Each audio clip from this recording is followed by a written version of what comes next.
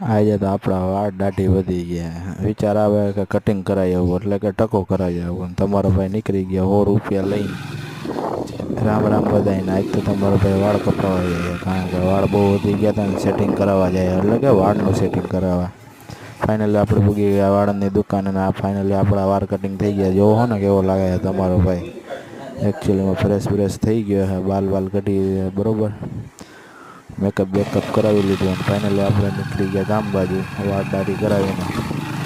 ટકો કરાવો તો વિચાર એવું રહેવા દે ને, હવે તો કોઈ પટશે નહીં આપણાથી.